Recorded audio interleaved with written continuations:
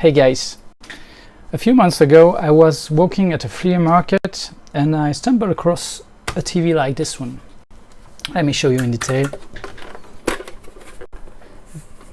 This is a black and white 5-inch CRT TV.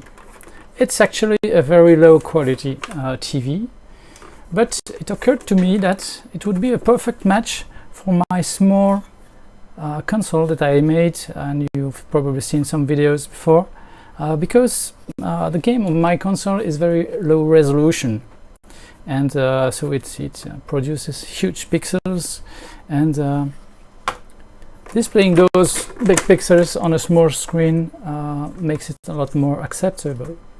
So I was like, that's nice. It also features the exact same video input and audio input that my console outputs, so it's an analog video composite signal. It either runs on batteries or with a 12-volt DC input. But then I was keeping walking and thinking, and then suddenly I had this idea. Why not make a small arcade cabinet out of these two things? That would be awesome. That would be the genuine arcade feeling of yesteryear, pure CRT display. You know, there are many tiny cabinets available today, but all those are based on LCD screens, and they are also you know, emulated hardware most of the time. So if you want a genuine arcade feeling, why not produce a small cabinet, because it's more convenient in terms of size, with a CRT TV. And I built it. There it is. Yep.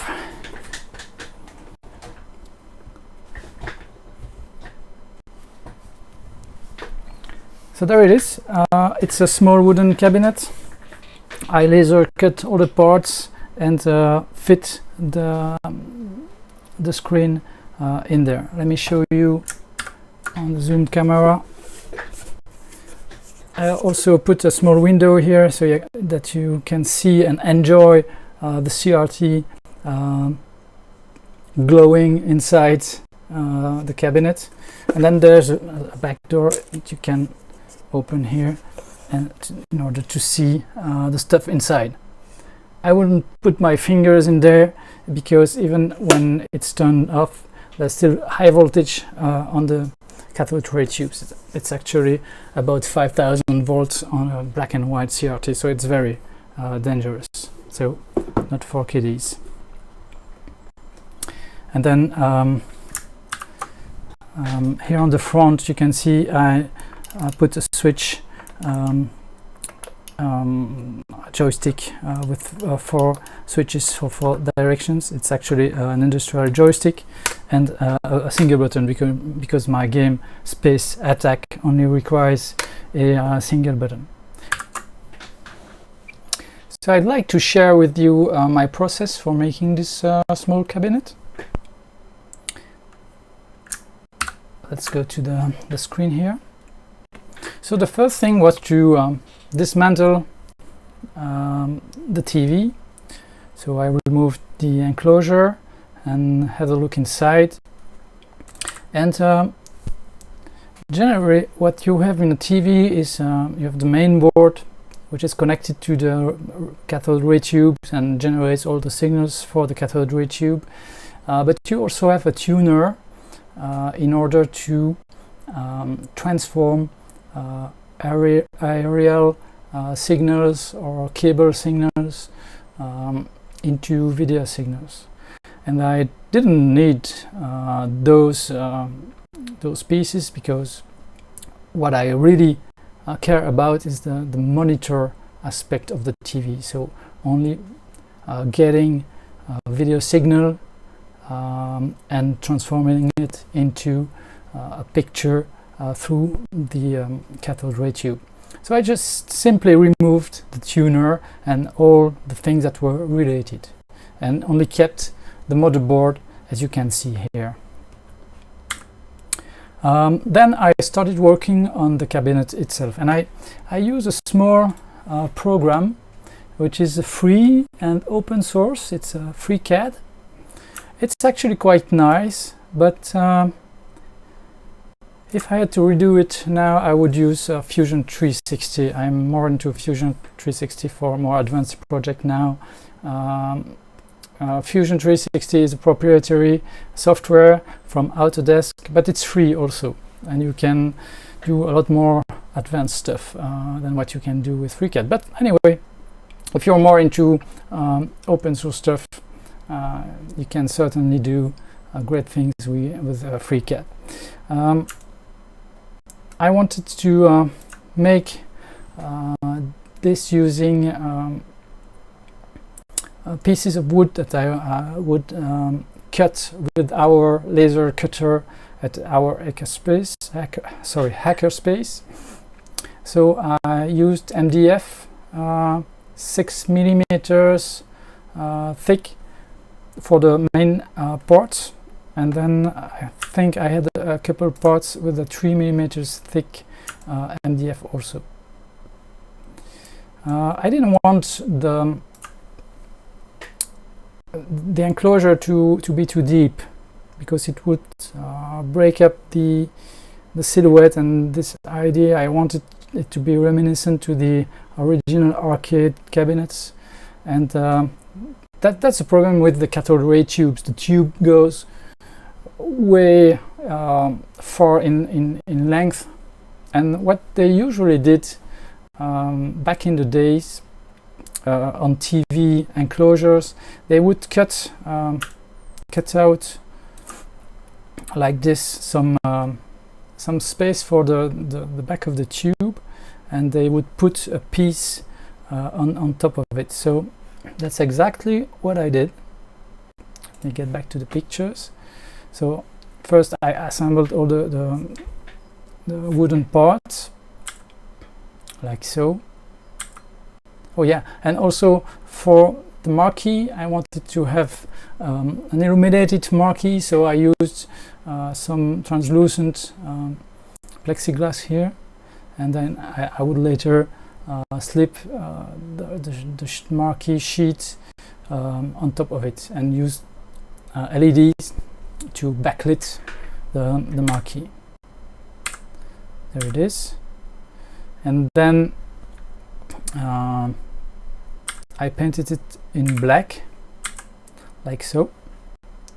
So you can see here the dismantled TV set, or what's left about it, what's left out of it.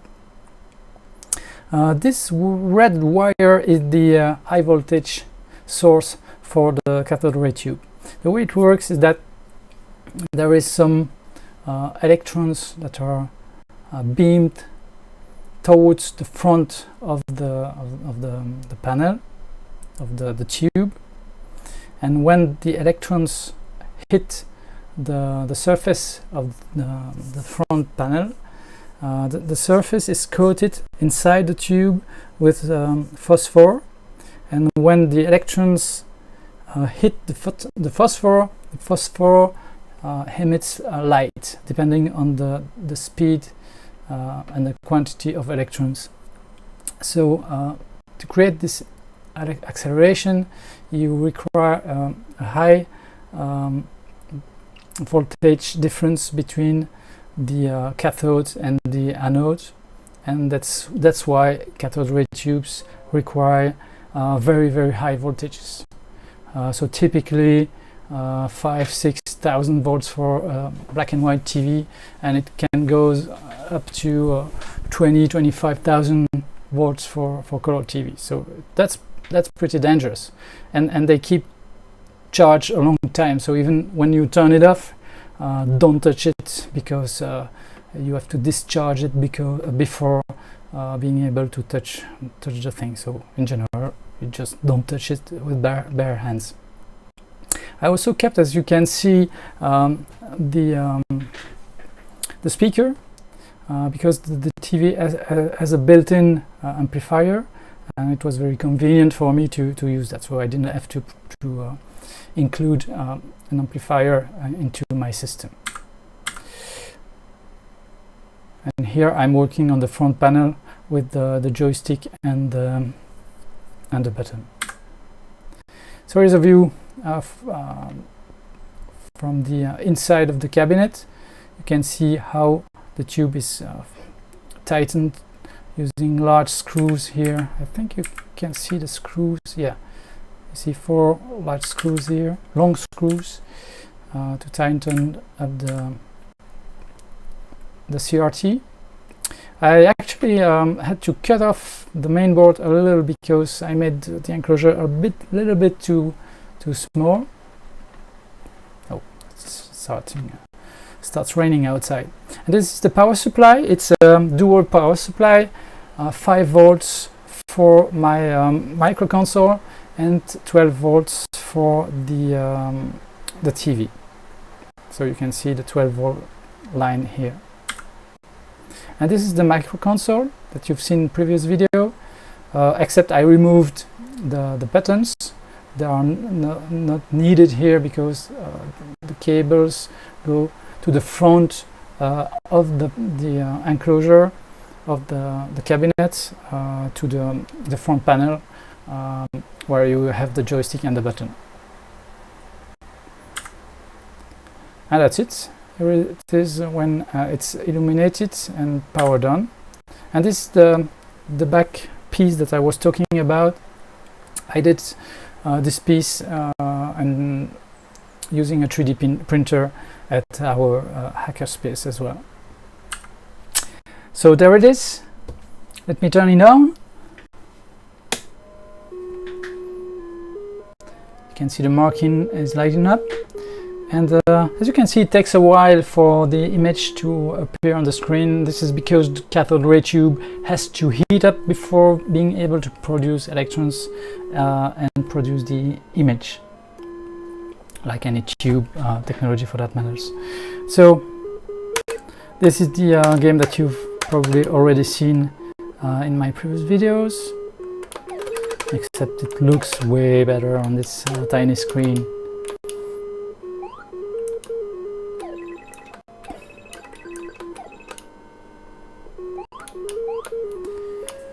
Okay, so let me show you, there's a big reflection there.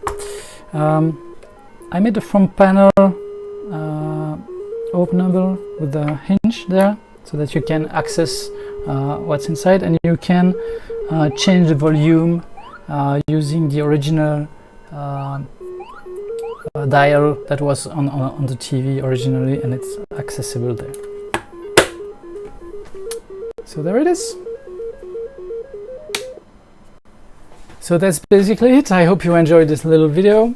I'd be curious to know if you'd be interested in to having one of those little arcade machine, keeping in mind that it's made by hand, and I'm very constrained by the availability of those small TVs.